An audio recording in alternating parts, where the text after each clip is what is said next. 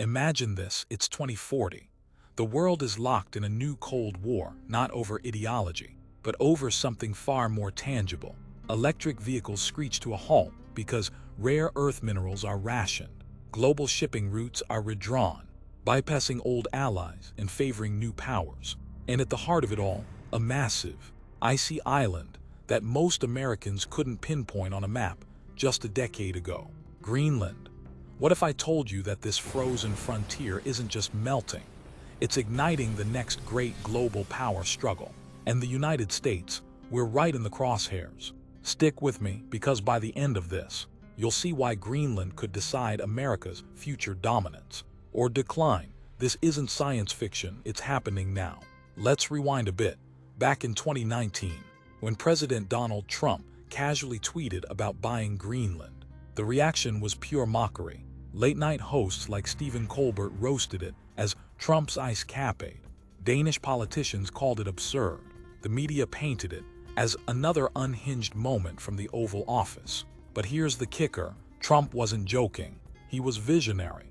And today, as we sit here in 2026, with Arctic ice vanishing faster than ever, the world isn't laughing anymore. Major powers, the US, China, Russia, even Europe, are scrambling for influence over this 836,000 square mile behemoth. Why? Because Greenland isn't just land.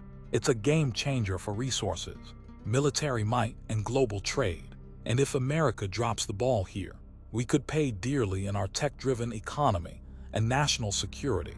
To understand why Greenland matters so much today, we need to dive into its history and how climate change flipped the script. For centuries, Greenland was a forgotten outpost, discovered by Norse explorers around 982 AD under Eric the Red, who cleverly named it Greenland to attract settlers despite its icy reality. Became a Danish colony in the 18th century, home to about 56,000 people, mostly Inuit descendants. It's the world's largest island, but sparsely populated, with no roads connecting its few towns. During World War II and the Cold War, the US saw its potential. We built secret bases like Project Iceworm, a wild plan to hide nuclear missiles under the ice sheet. But after the Soviet Union fell, Greenland faded back into obscurity until now. Fast forward to the present. The Arctic is warming at a staggering rate, nearly 4 times faster than the global average. According to NASA and NOAA reports, Greenland's ice sheet, which covers 80% of the island, is losing mass equivalent to 270 billion tons per year. That's not just environmental bad news. It's a geopolitical goldmine. As the ice retreats, it exposes vast mineral deposits that were once buried. We're talking rare earth elements like neodymium, dysprosium, and praseodymium, crucial for everything from iPhone magnets to wind turbines and F-35 fighter jets. Greenland holds an estimated 38.5 million tons of rare earth oxides, potentially the world's largest undeveloped deposit outside China. But it's not just rare earths. There's uranium, enough to fuel nuclear reactors for generations, massive iron ore reserves, zinc, copper, and gold, and offshore, billions of barrels of oil and trillions of cubic feet of natural gas, per U.S. Geological Survey estimates. These aren't optional luxuries. They're the backbone of modern life. Think about it, your electric car battery, rare earths, the semiconductors powering AI data centers. Dependent on these minerals, right now, China dominates 60 to 70% of global rare earth mining and over 85% of processing, according to the International Energy Agency. That gives Beijing veto power over supply chains. Remember the 2021 chip shortage that crippled auto production. Imagine that on steroids if tensions escalate over Taiwan. Greenland offers the West, and especially America, an alternative. Companies like Greenland Minerals and Energy are already eyeing projects like the K-Veinfjeld mine, which could supply 10% of global rare earth demand. Now let's zoom out to the bigger picture, geography. Forget your flat world map. Look at a polar projection. Greenland isn't on the periphery. It's smack in the center of the Arctic theater. It bridges North America and Europe. guarding the North Atlantic like a sentinel. During the Cold War, this made it vital for monitoring Soviet subs and missiles. Today, with Russia rebuilding its military might, it's even more critical. The shortest path for intercontinental ballistic missiles from Russia to the U.S. East Coast flies right over Greenland. That's why the U.S. operates Pituffik Space Base, formerly Thule Air Base. There, a key node in our missile defense network, tracking space debris and potential threats with radars that can spot a soccer ball 3,000 miles away. But climate change is rewriting the rules here too.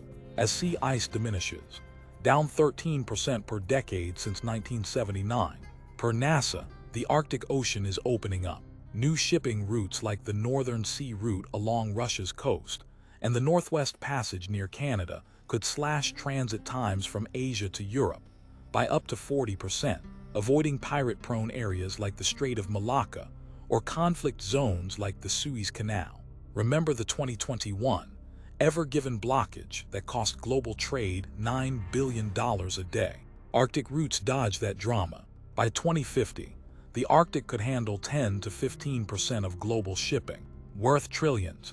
Greenland's fjords and ports, perfect hubs for this new era. Control them, and you control trade flows, energy transport, and even undersea internet cables that carry 99% of international data. Enter the players in this high-stakes game. First, the United States. Trump's Buy Greenland quip wasn't pulled from thin air. It echoed historical precedents. We bought Alaska from Russia in 1867 for $7.2 million, mocked as Seward's icebox, until gold and oil turned it into a powerhouse. Similarly, we purchased the Virgin Islands from Denmark in 1917 for strategic reasons. Post-Trump, the U.S. has stepped up. In 2020, we reopened a consulate in Nuuk, Greenland's capital, after 67 years. We've poured millions into economic aid, education, and infrastructure. The 2022 U.S. Arctic Strategy emphasizes presence and partnerships there, including joint military exercises with Denmark under NATO. And in 2023, the Pentagon awarded contracts to upgrade Pituffik's facilities, adding hypersonic missile detection amid Russia's advances. But we're not alone. China has been playing a long game. Since 2011, Beijing has invested in Arctic research, building icebreakers and stations. In Greenland, Chinese firms like Sheng Resources tried to buy into rare earth projects, and there were bids for airports in 2018, vetoed by Denmark after U.S. pressure. Why the worry? It's debt-trap diplomacy. Offer loans for infrastructure, then leverage defaults for influence, as seen in Sri Lanka's Hambantota port. China calls it win-win cooperation, but experts like those at the Center for Strategic and International Studies warn it could give Beijing military footholds. Imagine Chinese civilian ports hosting naval vessels during a crisis. Then there's Russia, the Arctic heavyweight with over half the region's coastline.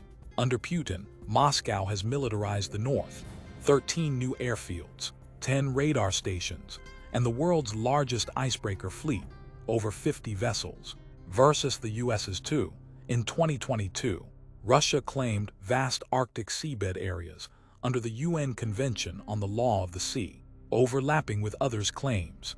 With Western sanctions post-Ukraine invasion, Russia leans on Arctic oil, 20% of its GDP, and the Northern Sea Route, which saw record traffic in 2023. Greenland's proximity makes it a potential flashpoint. Russian subs have probed NATO waters nearby, raising alarms. Europe can't sit this out either. As part of Denmark, Greenland is in the EU's orbit, but tensions simmer. Greenland left the European Economic Community in 1985 over fishing rights, and today it seeks full independence. The EU pushes green energy, eyeing Greenland's hydropower and minerals for its Green Deal. But fractures exist. Norway and Iceland, non-EU NATO members, prioritize security. In 2024, NATO's Arctic Command expanded drills, simulating Russian incursions near Greenland. If the alliance splinters, say, over US-Europe trade spats, Greenland could become a wedge. What about Greenlanders themselves? They're not pawns, they're players with agency. With 88% Inuit population, they value their culture and environment. Premier Mute Ejed, elected in 2021 on an anti-uranium mining platform, halted major projects amid pollution fears. The ice sheet's melt already threatens traditional hunting, yet poverty rates hover at 16%, and Denmark subsidizes 60% of the budget. Independence dreams hinge on economic self-sufficiency.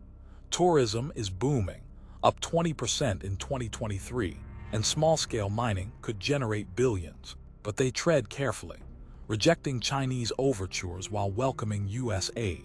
In a 2023 referendum simulation, 78% favored closer U.S. ties over others, per local polls.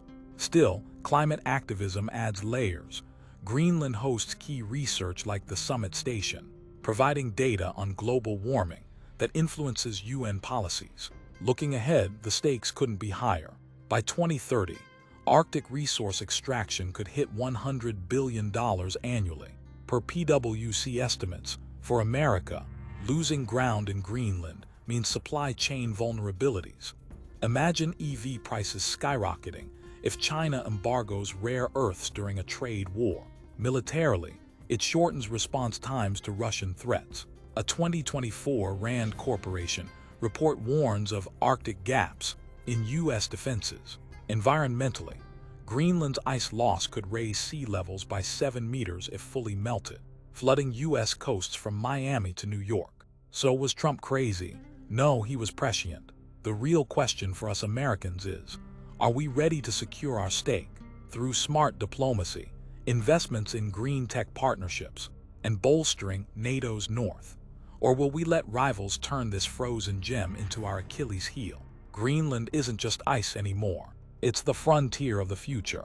And in this power play, the U.S. must lead, or risk being left in the cold. Thanks for watching. Hit that like button if this opened your eyes, and subscribe for more deep dives into the stories shaping our world. What's your take? Drop it in the comments below.